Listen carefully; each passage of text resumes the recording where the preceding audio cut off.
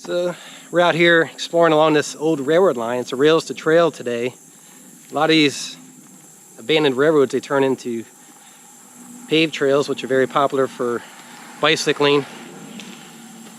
But I like to come out here and actually hike along some of these, take in some of the railroad history, and you can oftentimes see some beautiful scenery along these areas and some interesting history if you look good enough. So back in the early days, a lot of homesteaders would live along these railroad lines, so you can find homestead sites, cemeteries sometimes.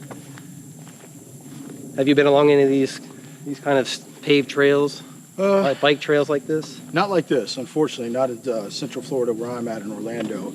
They do have a bikeway that goes cross town, but I believe it's something they designed independently and it wasn't built on a rail, on a rail line. But out by the Little Big Econ State Forest in Oviedo, the old Flagler line actually cuts across the Geneva Wilderness area and the Little Big Econ State Forest area. So that's kind of similar to this, except it's not paved. Okay, yeah, I've been on that. I actually like when they don't pave them. Me too. I like it. I like a more natural setting out here. But at least some of the railroad line is preserved that way, you know. Absolutely. But what's cool too, a lot of times you can see the old trestles along these railroad lines. So I always come out and look for them that way. Jay's out here taking photos, enjoying it. Oh man, look at this. Look at the views. Wow, it's just amazing out here, this whole cypress swamp. You can definitely see why they call it the green swamp. The ecology out here is amazing. And just take a listen.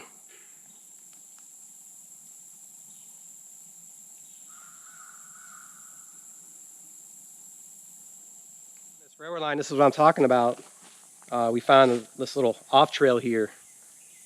So I always like going on these off trails and just going into the woods. It's pretty, do you ever do that? You just... Oh, all the time. Yeah. Some of my best photos come from my off-trail adventures. All the time, you know, if you want to get the good stuff, you got to go where no one else goes. You can tell there's like a path right here. There's like a marker here too, like some kind of old road marker or just something. I've seen these before. Might be an old monument. You know, back in the day, they used to use old monuments like this. They used to use 6x6s, concrete mons. And, you know, this could be a remnant of that because it seems to be standing here all by itself. You can see there's almost like a road that goes back in. And obviously we're right by the railroad line here, so this probably was used during the time of the railroad. It had these roads that shoot off from the railroad into the woods here. You can see the beauty berries starting to bloom. Oh, that's cool. Yeah. Yep. People don't know that once beauty berry is full bloom, you can eat it. I wouldn't eat it, but... Oh, so we have a bicyclist coming right now. Cool stuff.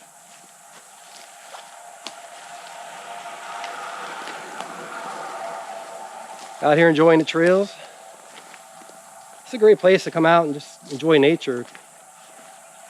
You actually see some wildlife out here along this area. But what's interesting too about these trails, I don't know if you get this way, but I just want to keep exploring that. It's like, where does that go? You know, I've done that. I've gone in there before. I've walked back in maybe a mile or two. It just keeps going. You turn back and you just want to keep going though and see what you can discover out there. Oh yeah, for sure. It looks enticing. You want to go back there. You want to see what's going on back there. That's the mystery of these places. It keeps you coming back for more, you know. Absolutely. I've seen the gopher tortoises out here, deer. I've seen some alligators off on the sides in the cypress swamps there. Oh yeah. Obviously we heard them earlier. You hear a lot of bullfrogs out here. Loud ones, right? Oh, like man. Big ones. The loudest I've ever heard. Yeah. I thought it was a gator making that noise. Yeah. So I always hear them, but I can never see them. Ever. I've never seen one. Elusive. Actually. Yeah. All I want is a picture of a frog. I've seen the small ones, like when you get up to a creek or something, they'll jump in, you hear a little squeaking sound. Right. And they jump into the water, but those big, large frogs that you hear out in the swamps, I can never see them. You always see them after the fact. Yeah. Frog hunting's a big thing, I guess, right? Yeah, frog Florida. gigging, yep. I don't know. I don't know how prolific. You know it how is. I noticed, because when I come out to these areas, I always check the hunting dates, make sure there's no hunting going on, and you always see they have like hunting seasons, you know. Oh yeah. So you can go frogging all year, I think. Yeah, you can fish and frog all year. Okay. With a proper license, I believe is the law. But hunting season is on specific weekends and dates. All right. Yeah, I always check that when I go into areas, because many times I've been hiking and you run into hunters out there, and you don't want to get in their way. Very interesting experiences when that happens. I've had that happen several times, and it's always an interesting story. Yeah. I was out at the Green Swamp this past winter, and I checked the website and I thought there was no hunting. When I got out there and I saw a bunch of people out hunting. Oh yeah.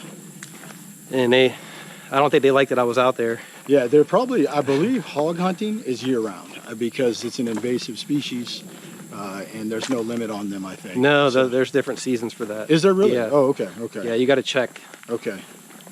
Yeah. Yeah, because I know it's very rare to see hunting in summer, but it does happen. I know it does. Yeah, coming up in the fall, you'll see hunting start up, and it's usually archery. Oh yeah. So, you know, it's a recreational thing that people like to do here.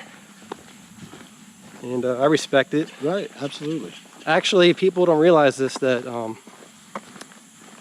you buy hunting license and that stuff like that, you're contributing to help keeping these wild public places still open.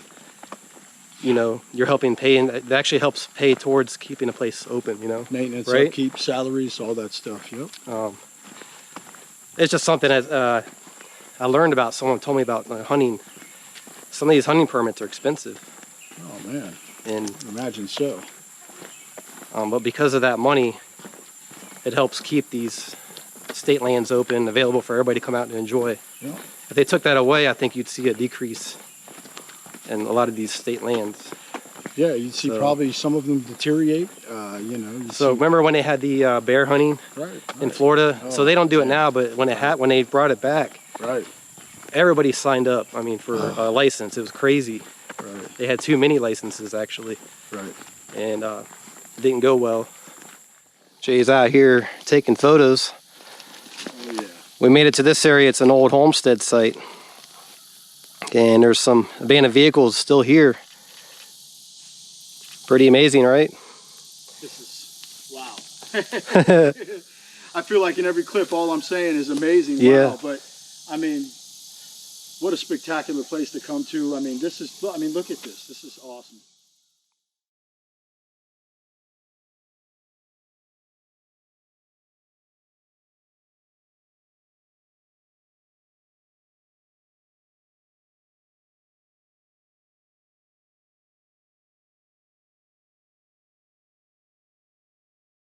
This is so cool.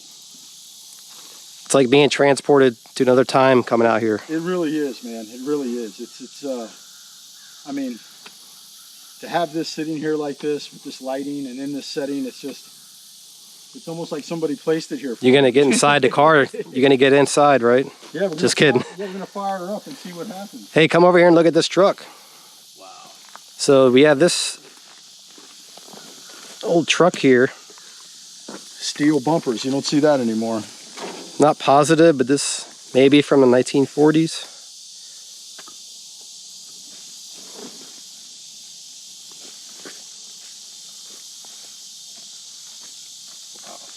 Yeah, this is really neat too. I mean, look, nature's reclaiming this vegetation growing all over it.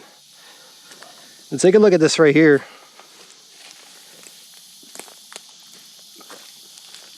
Back of this area, you can make a garden right here. Isn't that crazy? Wow. She'll take it back, that's for sure. Inside. Wow. Get steering wheel, the drive shaft. That felt good. Jay got stung by a wasp. Felt good. My back is on fire. Got to be careful out here. Yeah, I thought it was a deer fly that got him. It's a wasp. I saw it buzzing around you after it tagged me. Man, my back is on fire. That's the price you pay, coming out and getting in the action, getting the photos out here. Feels good. Yeah. No pain, no gain. I like your Florida Trailblazer sticker. Only the finest. That's pretty neat. So you can put these anywhere. I like them on my Nalgene in my car. Thank you. No problem. Glad you like them. Oh yeah. So we're out here exploring this old Homestead site, checking out these cars. And we were just up here taking some photos, and Jay noticed a snake living underneath the roof here. Oh yeah. Oh yeah. He crawled right back in. He was actually hanging out right here, and then he crawled right back in. He's actually between the roof, and it looks like the interior of what's left of it. But big old black racer. Looks like he was shedding. He was kind of gray. So cool came out stuff. right here. Cool stuff. It came out right there, and then it got spooked. Backed and up. then it backed up back. It's in here somewhere. Really neat car though. Awesome car, man. I mean, what cool. I mean, super cool experience. Besides getting stung by the wasp. Yeah. I mean, super cool experience. Super cool. Good thing I'm not allergic. Yeah. All the times been coming out to these areas, I've never been stung by a bee or a wasp. That was the first time I've been stung in probably about 10 years. It's been a long time. Sometimes I'll get those little sweat bees. Right, right. They'll go around me, but... Right. So there's a couple more things to check out around this site. Cool. So let's keep exploring, get some more photos. Let's do it.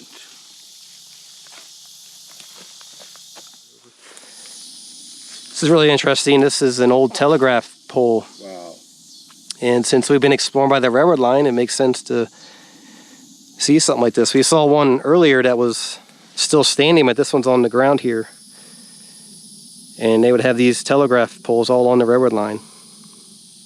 Yeah. It's great, man. It's great. You definitely don't see people out here in the summertime, that's for sure. I never run into people. No, the summertime hiking is something that the natives do.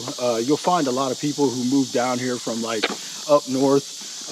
They want to be about it, but they just find out that the heat is too much, the bugs. Yeah. It's something that you really take a while to get used to. And, you know, guys like Joe and me, I think, who are used to it, I just got stung. Yeah. And it did not feel good. And, but you know what? I knew from being stung before that it's intense pain for about 3 or 4 minutes, and then after that it goes away. And you get used to. I mean, yeah, that you don't want to get stung by anything, but yeah, exactly. As far as the heat goes, you get used to it as you go along. Even today, like this morning when we first got out here, it was pretty hot and humid, but as we've been hiking, I feel more comfortable now. Yeah, it actually feels like it's cooled off a bit. Feels good. Yeah, I'll tell you, it was this morning. It was steamy, and you could feel the moisture in the air. Now I think that as we approach midday, I think that humidity's kind of lifted a little bit. We got a nice little breeze coming down the trail, right? So it's nice out, man. Beautiful Florida day. Nice day to take a stroll. So we were out here looking at these historical sites, and I was thinking it's so neat to be able to experience them today. You know, you look back on old aerial photography and you can see the structure still there, like from 1940s and the 50s. Oh, yeah. And to be able to come out here and see the places today still standing, it's pretty amazing to be able to experience that and share about it. Oh, yeah. And I always think about, I don't know if you think about this when you see these places, you know, do people 50 to 100 years from now, are they going to come out here and enjoy these places? Are they going to be able to, will they have the same feelings that we do when you experience these places of history? Right, right. And I think, you know, we all think about that. Like, what's it going to be like 100 years from now? Are they going to take care of this place? Are they going to be good stewards of the environment? I think these questions are on a lot of our minds lately, you know, considering, you know, what's going on in the world today. A lot of pollution, you know, you have the Arctic is on fire, lots of crazy stuff going on. So you always wonder where your spot is going to be, like Joe said, 150, 200 years from now. So it's an interesting thing to think about. I just want people to be able to experience and learn about these places a long time from now. Right. It's inspiring to me. And, you know, we visit places that are 100 years old. Some places are over 500 years old, Indian mounds, things like that. Right. And it just takes you back to another time. And so people in the future, hopefully they can experience that same feeling and see these places. But like you said, there's a lot of things going on, like you were mentioning about the climate and stuff like that. So who knows what the future holds? Right, right. I mean, it's getting hotter. I mean, every year we know this. You know, the question is, you know. One of the things I do is a heritage monitor scout for Florida Public Archaeology. Oh yeah, yeah. It's a volunteer program, and it's for helping to monitor sites for climate change that are under threat for sea level rise and things like that. That's awesome. Yeah, so part of the program is going out there and documenting these places, and over time sea levels rise and it changes these sites. Some sites disappear, so it's important to document them. So it's a great program, and I go out and explore these places of history anyway, so I figure why not contribute in that way, you know. So absolutely. I mean, what a great program and what a great idea. I think the Florida Archaeology Network, they expand their reach exponentially when they hire in volunteers like yourself, people who are dedicated to saving these areas. A lot of them are in disarray and disrepair. I mean, a lot of mounds me and you visit, you know, they look like they've been dug into by looters. You know, it's sad, you know, but, you know, I think by having that program in place, I think it does great good. And like you said, monitoring it, the changes that are happening over the years with the environment, the weather, you know, I think that's, you know, critical work. Yeah. And it gets people out there seeing these sites and learning about them. And it's important. So I'm glad that they have a program like that. And they're very great about educating people about history. There's so much history in Florida. One of my things too is there's so many people moving here every day from out of state, and they don't know much about the history, a lot of them. No. A lot it's our job to help educate them so they can appreciate it. Right. And you talk to a lot of people and they don't realize the history and the beautiful wilderness that is here in Florida. Oh man, it's just unbelievable. Yeah. You know, my mom, you know, perfect example, my mom a few years ago, she, you know, she has lived in Florida all her life, grew up here, but had never really been into Florida like this, you know. And then I started showing her and she was like, wow, you know, it's such a beautiful place. Yeah. And if you don't get out and explore it, you'd never know, you know. So, you know, like Joe said, what we try to do is inspire people to be good stewards of the environment and get out there and you know, do something and explore. Yeah. You know? If you see it and experience it, you'll appreciate it more. Absolutely. And there's just so much to share about. And I just feel it's important. We have a lot of people moving here, which means a lot more development. So it's important to document these places as well, and before they're gone forever. Yeah. That's one of my main goals, doing these videos. Oh yeah. Yeah, I just read the other day, 900 people a day. Wow. 900 people a day moving to Florida as of right now. So that's crazy to think about, you know? Yeah. So where are we putting all these people, you know? I mean, and what it's all about really is the smart development, you know, building up, not you know, horizontally, building vertically, using what we have. There's so much space now that's not being utilized, you know. It's just, you know, we want to protect our Florida. So imagine it, you know, imagine it 50 to 100 years from now. It's going to be a lot different. Right. But at least we can come out here and enjoy it and do these videos and take your great photos. Absolutely. I'm glad you enjoy coming out, seeing these historical sites. Oh yeah, it was a great time, man. Thank you. I appreciate you coming along, going into the woods, taking a chance, getting stung by the wasp and everything. Hey, feels good. You're a warrior, man. You're a trooper. No pain, no gain. It can be a little uncomfortable sometimes coming out to these areas. You know, you're getting out in the woods and nature and a lot of bugs and things like that. But once you get used to it, you start to appreciate everything out here, seeing all the different animals, and you just got to be prepared for the mosquitoes and stuff like that. Bring bug spray, and I even have a mosquito net I wear sometimes. Oh, absolutely. I've been out here in the green swamp many times during the summer, and I've had to put the mosquito net on. There's just so many just following you. Like right now, we'd be walking, there'd be like a bunch of mosquitoes orbiting my head. A foggy mist of mosquitoes. Seriously, dude. And it gets that bad, so you have to be prepared. Oh, you know, man. So as long as you know where you're going and prepare for that hike, bring plenty of fluids. So you'll be all right. We're going to continue on down back towards the trailhead. Hope you enjoyed this video. Thanks again, Jay. Hey, thank you.